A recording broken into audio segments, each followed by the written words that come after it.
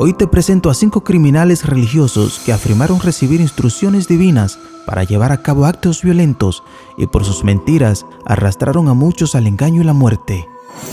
Número 1. David Koresh. Fue líder de la secta Davidianos, afirmó ser el Mesías y justificó el asedio de Waco, Texas, Estados Unidos en 1993, que resultó en la muerte de 76 personas, incluyendo niños. David Koresh, cuyo nombre real era Vernon Wayne Howell, fue líder de la secta religiosa conocida como los Davidianos, una rama disidente de los adventistas del séptimo día. Koresh afirmaba tener una comprensión única de la Biblia y alegaba ser el Cordero de Dios mencionado en el libro de Apocalipsis.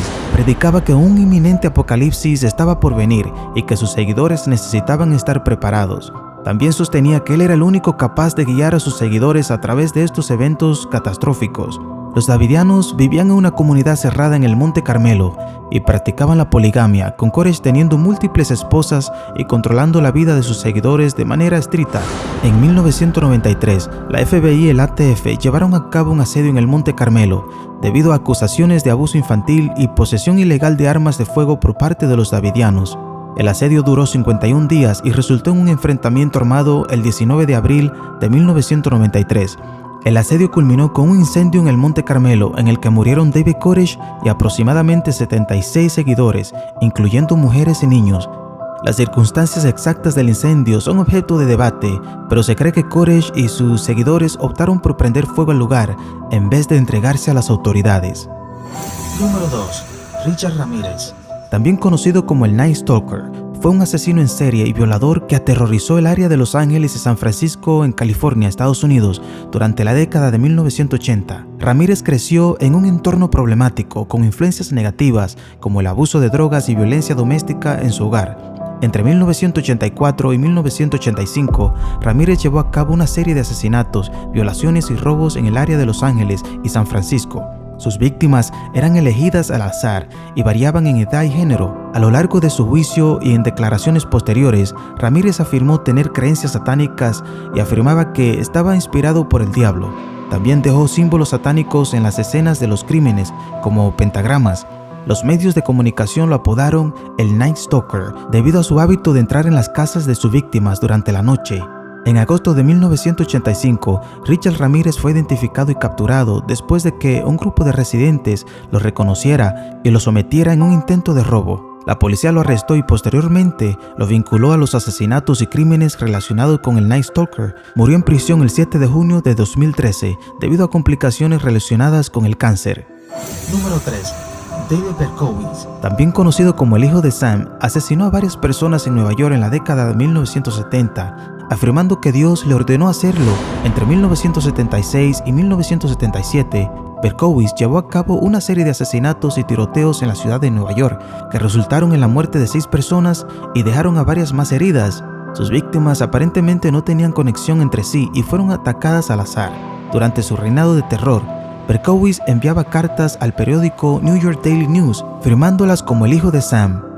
En estas cartas afirmaba que estaba siendo controlado por un demonio canino y que había recibido órdenes de asesinar. Berkowitz alegó que su motivación para los asesinatos estaba relacionada con las voces que escuchaba y su creencia de que estaba obedeciendo órdenes demoníacas.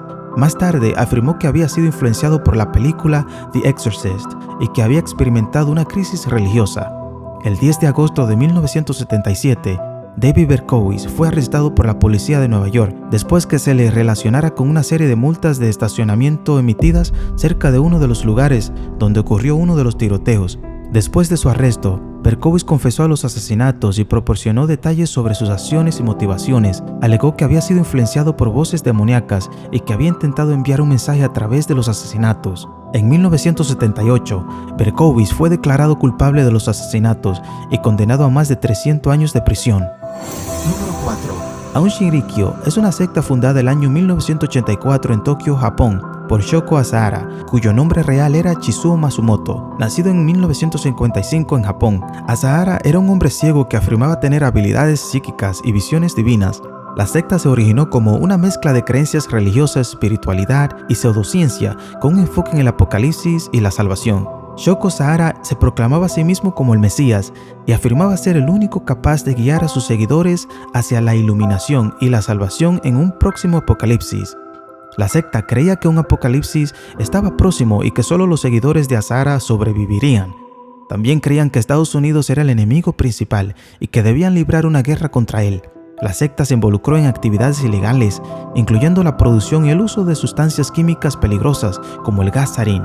En 1995, llevaron a cabo un ataque con gas sarín en el metro de Tokio, que mató a 13 personas e hirió a miles. Después del ataque con gas sarín en 1995, las autoridades japonesas intensificaron sus esfuerzos para desmantelar la secta. Shoko Asahara y otros líderes fueron arrestados y condenados por su participación en el ataque y otros crímenes. Asahara fue ejecutado en 2018 junto con otros miembros clave de la secta. Después del arresto de sus líderes y el aumento de la vigilancia, la secta pasó por una transformación y cambio de nombre, convirtiéndose en Alep. Aunque Alep afirmaba haber renunciado a la violencia y las creencias apocalípticas extremas, sigue siendo objeto de supervisión por parte de las autoridades japonesas. Número 5. Jim Jones.